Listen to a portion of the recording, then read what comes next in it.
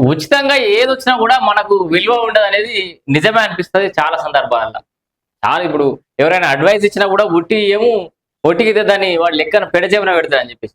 అదే లక్షలు, లక్షలు, వేలు, వేలు ధారపోసి ఆ కన్సల్టెంట్ దగ్గరికి, ఈ కన్సల్టెంట్ దగ్గరికి తిరుగుతాం. మరి ఇదంతా ముచ్చట ఎందుకు అనుకుంటుర్రా? రేషన్ కార్డులకు సంబంధించి ఉచిత రేషన్ పంపిణీకి సంబంధించిన అంశం ఇది. ప్రభుత్వం ఏమో ఉచితంగా మనకు రేషన్ పంపిణీ చేస్తా ఉంటే, చాలా మంది ఆ రేషన్‌ని ఉచిత రేషన్ తక్కువ చూపు చూస్తూ దాన్ని బయటకు అమ్ముకుంటుర్రు. దానికి సంబంధించిన వార్తనేది. ఒకవేళ ఉచిత రేషన్ గనక బయట మీరు అమ్ముకుంటున్నట్టయితే, మీరు గనక దొరికినట్టయితే, మీ రేషన్ కార్డ్ కట్ కాబోతుంది. ఇప్పుడు అదే హార్ట్ బ్రేకింగ్ న్యూస్.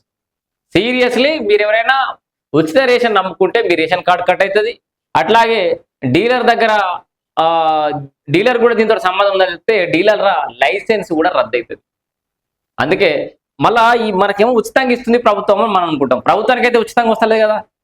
రైతుల దగ్గర నుంచి ప్రొక్యూర్ చేస్తుంది, కొంటుంది. కేంద్ర ప్రభుత్వం దగ్గర ఆడ ఈడ ఎక్కడ పడితే అక్కడ అప్పులు చేస్తా ఉంటది ప్రభుత్వం పేదల వెల్‌ఫేర్ కోసం.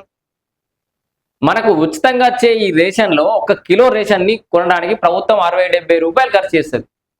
కిలోకి.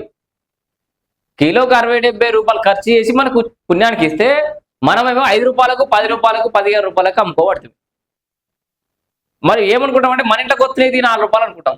ఇండైరెక్ట్‌గా మన భావితరాల మీదనే భారం పడుతదని, తిరిగి తిరిగి మనకి ఏదో ఒక రూపంలో మన ఇంట్లోనే అచ్చి కూర్చుంటది అప్పు అనే విషయాన్ని మర్చిపోయి, విజ్ఞత మర్చిపోయి జనాలైతే బిహేవ్ చేస్తుర్రు. దానికి సంబంధించిన అంశం ఇది.